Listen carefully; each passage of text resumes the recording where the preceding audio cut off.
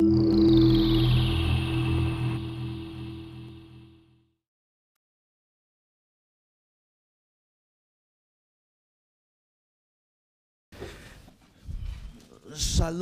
Mashlohin. I have a Hebrew teacher. A few days.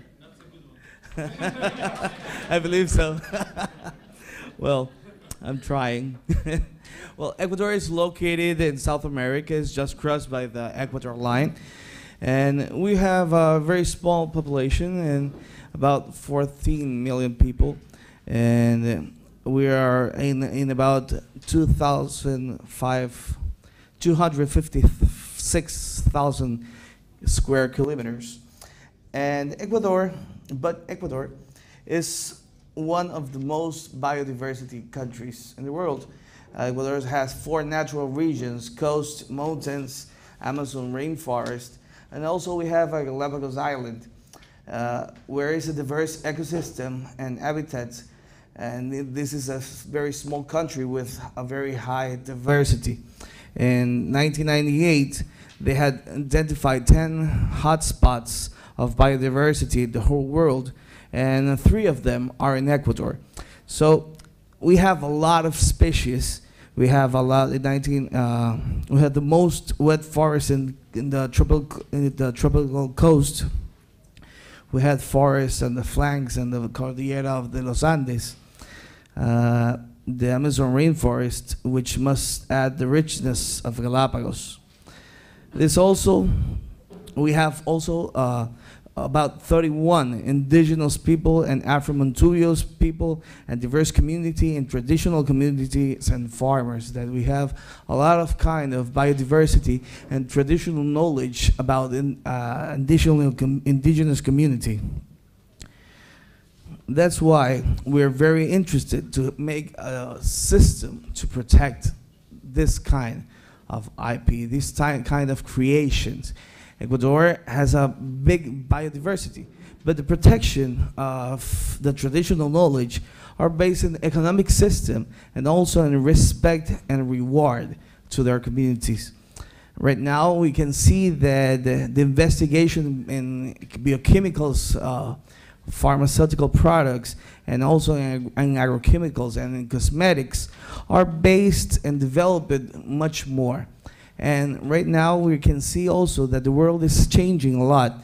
The investigation, the research and development are based in our genetic resources, and much more are going further there, that area.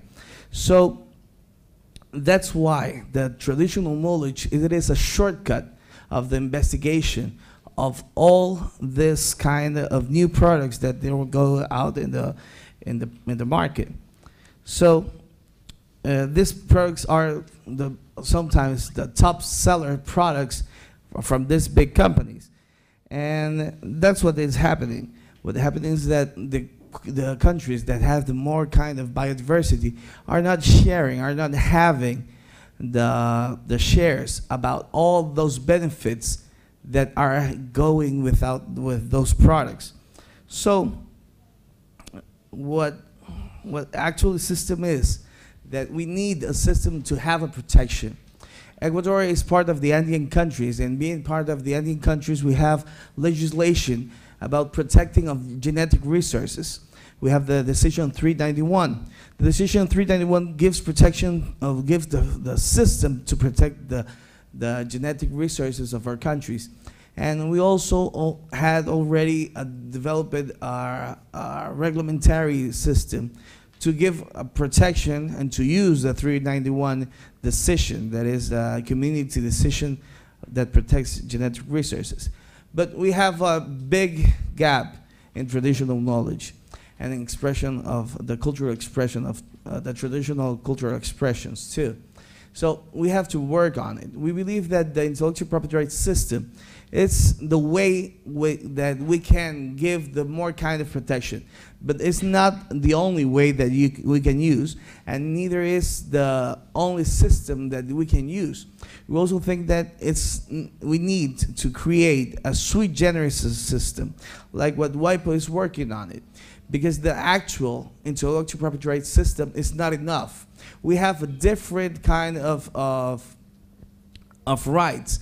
We have community rights that are the ones that are sharing between the whole communities, that are using the whole communities, that have different kinds of point of view, of sense of the property between them.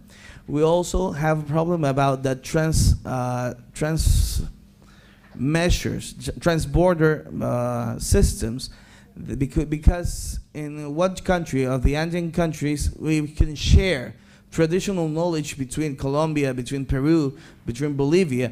We can share our communities the same traditional knowledge.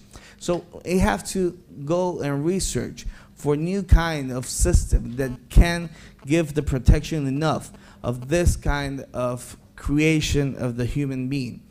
So what we're exploring and what we're working on is to develop a legislation that can help to give a protection enough of this kind of traditional knowledge.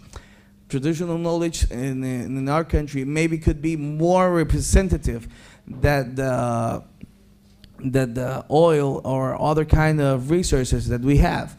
Sometimes the traditional knowledge associated with the genetic resources could have much more value than the traditional ways that we have to get our benefits for our countries. So this is a new way to explore. This is a new world. And that's why our Constitution also had put several points in regarding to protect the traditional knowledge. We have a whole system of protection the environmental rights in our Constitution. We have a new Constitution since 2008. In the new Constitution, we put all this kind of rights that are going to be translated to laws that can give protection directly to this kind of projects. So we're working on it. We have just a month ago had the first step on this new legislation, that is the reglementation of the 391. With the reglementation of 391, we can use the system to have sharing the genetic resources, to have access to the genetic resources of the Ecuador. Since diverse conventions like the CDV, like Nagoya, it says that the genetic resources, the state is the owner of the genetic resources. So right now we have to work on traditional knowledge that are linked to those genetic resources. So that's what we're working. We're working very hard with WIPO too. We're very active in the IGC, and we believe that with transnational law system, we can have a good results for solving this. Remember that the problem with the traditional knowledge, it's not in the country. It's between different countries. That's why we need an international law, because the biopiracy is not made by the same country that is the owner of the genetic resources. The biopiracy is made by other countries that come to our country and access to, in a not legal way, to the genetic resource. So we have to work a lot. We have to, I hope that the IGC will end with a diplomatic conference, and in the diplomatic conference we'll have international law system that can regulate this kind of topic. We have too much diversity that we can handle with, and we need a law that makes that happens and makes research for our country. We remember that the IP, we believe that the IP system is a developing tool, and that's the way that we can use to it. Okay, thank you very much.